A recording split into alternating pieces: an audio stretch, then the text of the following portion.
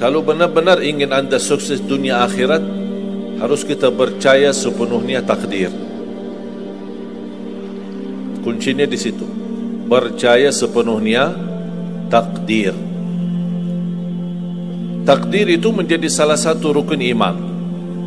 Tapi banyak di antara kita yang belum percaya sepenuhnya soal takdir. Dan kita sifat manusia, mohon maaf, suka tidak adil. Contoh, kalau Allah berikan karunia, nikmat, pertama kita lupa bersyukur. Yang kedua, kita tidak pernah berkata sama Allah, ya Allah, kenapa aku dapat nikmat ini? Tapi sebaliknya, kalau kita diuji oleh Allah, kita kurang sabar, dan kita bertanya sama Allah, ya Allah, kenapa saya diuji? Faham tak? Kalau kita dapat nikmat, ada enggak orang-orang yang lulus misal ujian, dia berkata, ya Allah, kenapa saya lulus ujian? Tak pernah. Tapi kalau dia tidak lulus, dia bilang apa? Ya Allah, kenapa saya tidak lulus? Ketika ditimpa musibah, dia selalu merasa nyesal atau merasa sakit hati, tersinggung, berkata sama Allah, kenapa saya diuji padahal saya orang baik, saya jaga salat, saya berusaha mendekat sama Allah, tapi saya merasa bertambah berat ujiannya. Tapi sebaliknya, ketika diberikan nikmat, dia tidak pernah menyebutkan, ya Allah, kenapa saya mendapatkan nikmat ini? Kayaknya si fulan lebih fantas mendapatkan nikmat. Itu tanda manusia tidak adil, tidak bersikap adil. Makanya subhanallah, semakin anda mantap imannya terhadap takdir, semakin hidupmu jadi nikmat. Saya kasih contoh. Tidak ada persoalan masalah takdir baik.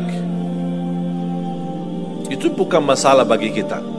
Justru kita bertambah senang kalau kita mendapatkan takdir yang baik. Tapi yang menjadi persoalan, bermasalah bagi kita adalah takdir buruk.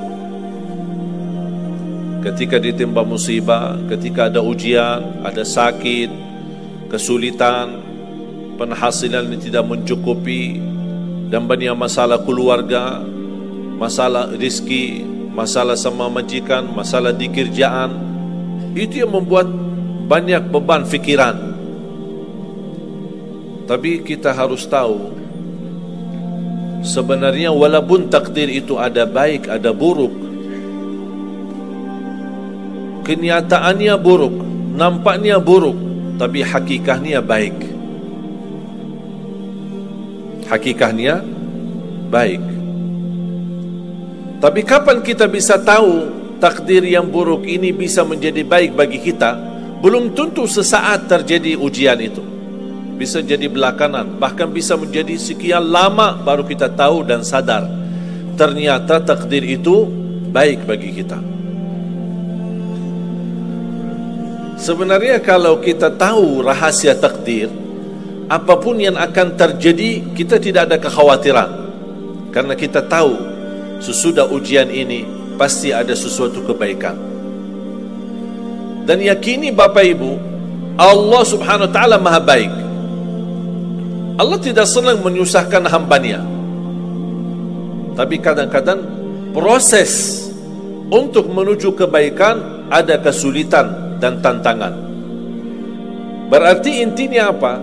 Apa yang saya ingin sampaikan, jangan ada yang merasa sakit hati atau merasa tersinggung ketika menghadapi ujian, merasa belum terkabul keinginannya. Allah sudah kabulkan. InsyaAllah tidak ada di antara kita yang ditolak doanya.